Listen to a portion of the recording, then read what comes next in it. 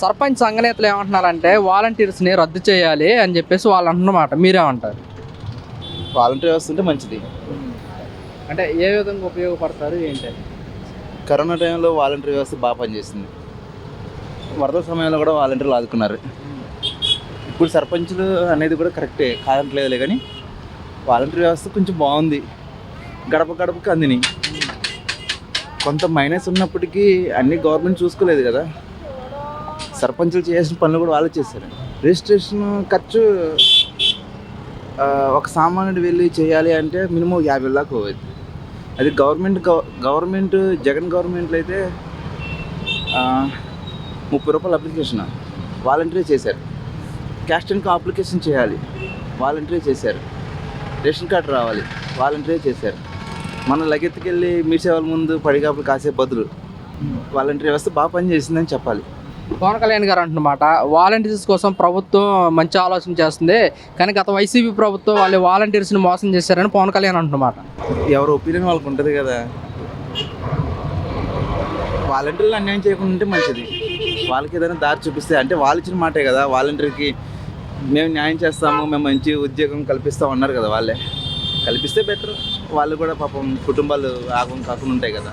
పవన్ కళ్యాణ్ గారు అంటున్నమాట, వాలంటీర్స్ ఉద్యోగాలు ఉంటే రద్దు చేయొచ్చు, కానీ వాళ్ళు అసలుకి వ్యవస్థలోనే లేరు, వాళ్ళు రద్దు చేయడం ఇది ఒక సాంకేతిక సమస్య అంటూ కూడా పవన్ కళ్యాణ్ గారు అంటున్నమాట.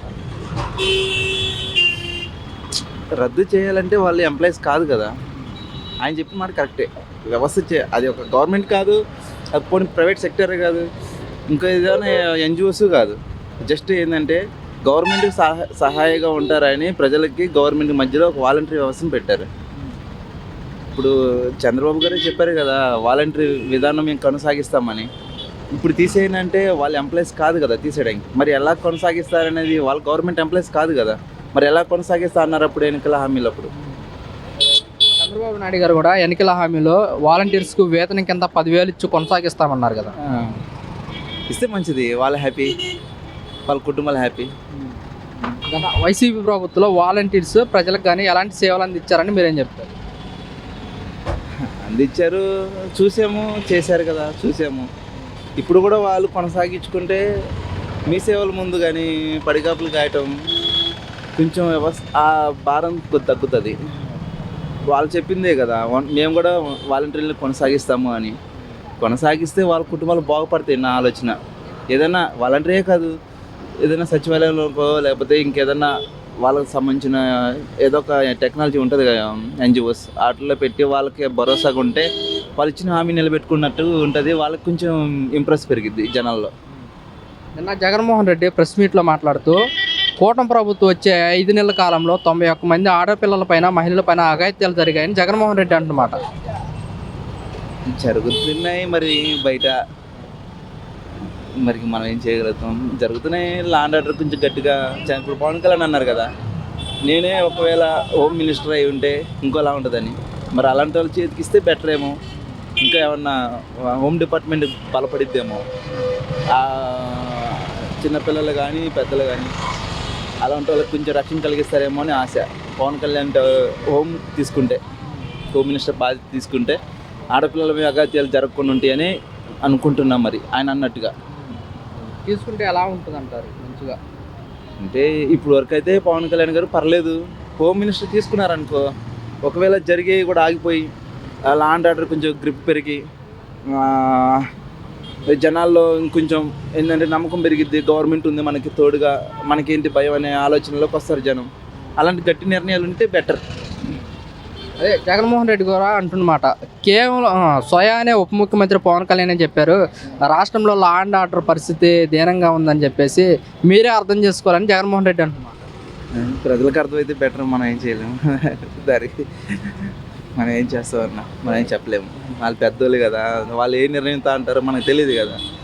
ఆ నిర్ణయానికి వాళ్ళు కట్టుబడి, వాళ్ళకి ఎవరికైతే ఆ మాట పవన్ కళ్యాణ్ గారు అన్నారో ఆ ఒక పర్సన్ తీసుకునే వ్యక్తికి తెలుస్తుంది. అది ఇక జనాల్లోకి వెళ్తే ఎలా ఉంటుంది ఏందనే విషయం జనం అర్థం చేసుకోవాలి కదా. వైసీపీ కార్యకర్తల పైన, యాక్టివిస్టుల పైన కూడా సోషల్ మీడియా పైన కేసులు పెడుతున్నారు ఇష్టానుసారంగా. ఎవరిని వదిలిపెట్టనని జగన్మోహన్ రెడ్డి హెచ్చరిక జారీ చేస్తున్నారు. జారీ చేయటం అంటే ఇప్పుడు వైసీపీ గవర్నమెంట్లో ఉన్నప్పుడు పవన్ కళ్యాణ్, చంద్రబాబు, టీడీపీలు పోస్టులు అనేక రకంగా పెట్టారు, అనేక రకంగా పోస్టులు పెట్టారు. అట్లాగే ఇది కూడా సేమ్ గవర్నమెంట్ని నిలదీసి హక్కుపతి ఎక్కువలకు ఉంటుంది. అలానే అరెస్ట్ చేయడం కూడా కరెక్ట్ కాదు నా ఉద్దేశం.